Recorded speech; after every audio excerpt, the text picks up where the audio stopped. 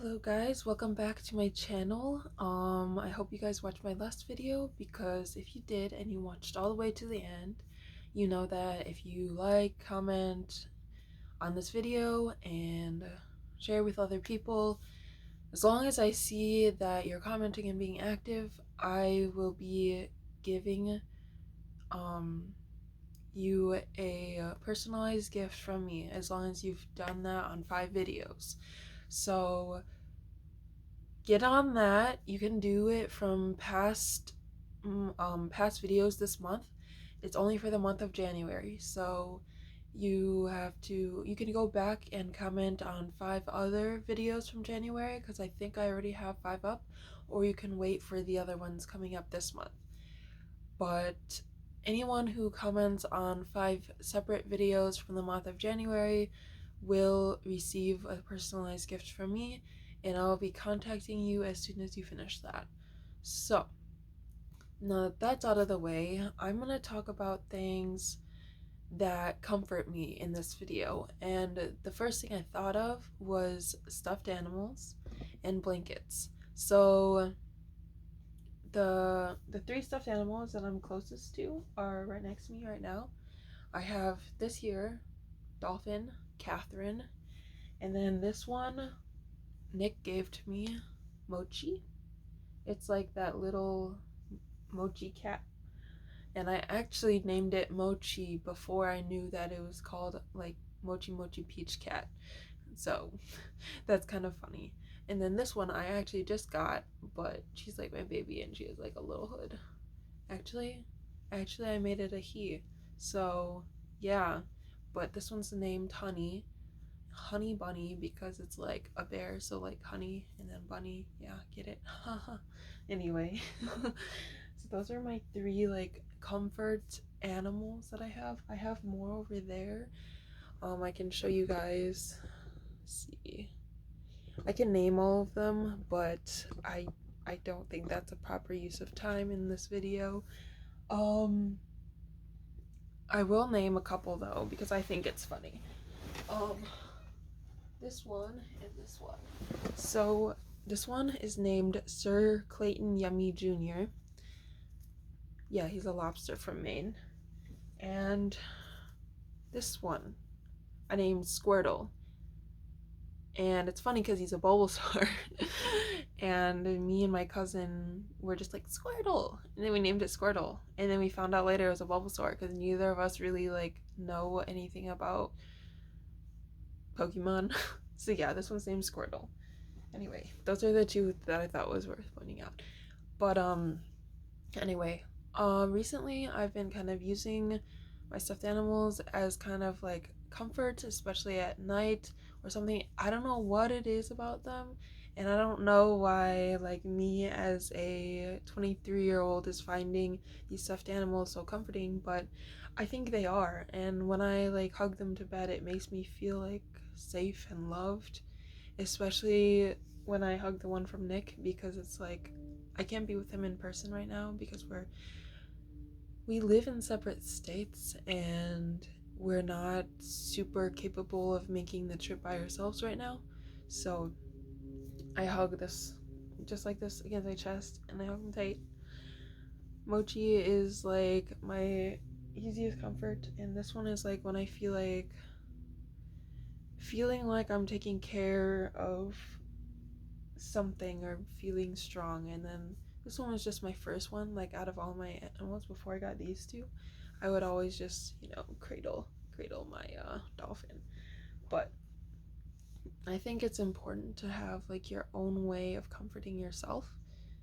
I found that in these 3 stuffed animals, and there are other ways too. There's a lot of different ways you can do self-care. You can teach yourself to talk kindly to yourself, because I know that we're always so hard on ourselves. We compare ourselves to other people. We're like, why am I not doing that? Why am I not doing that? I should be doing that.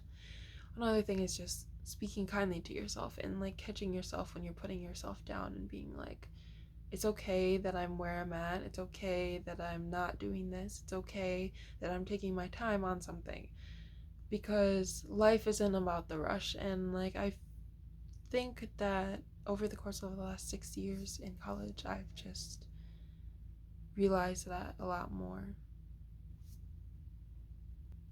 I've realized that a lot of things that I cared about when I first graduated, like keeping with the timeline, outward appearances, where I compared to other people, and it's like all of it kind of mellowed out, and now I realize that I'm on my own path. I have my own things that I love. I have things about myself that I would wish to improve, and everyone has those things. Everyone has those things. No matter what they post on social media, everyone has those things that they wish they could improve about themselves, but they don't post about that. They post about the things that they want you to see, things that they've accomplished, the things that they're getting done. But deep down, they're feeling a bit insecure about other things too. So that's important to keep in mind. Another thing that I use to find comfort is like different foods that I make. I try to not eat unhealthily. Sometimes I fail, but I think having a good like food that's healthy that you can make and then eat and just feel good about it is, good to have.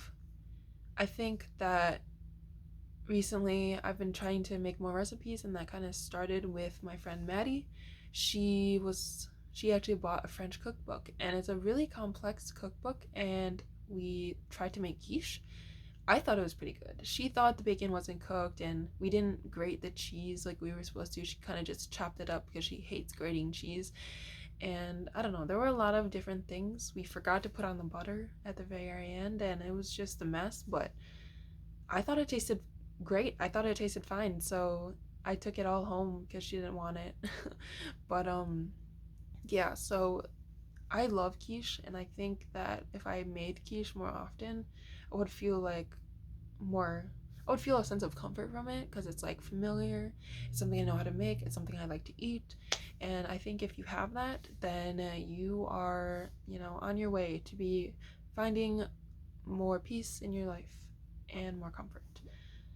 Another thing is meditation. I know that meditation can be hard for a lot of people and that it feels like it doesn't work. But I found that it does work for me more recently when I found it doesn't more in the past.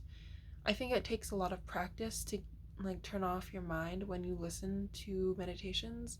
And I have guided meditations, and so not all the time I'm like listening to it. I, you know, trail off or fall asleep or,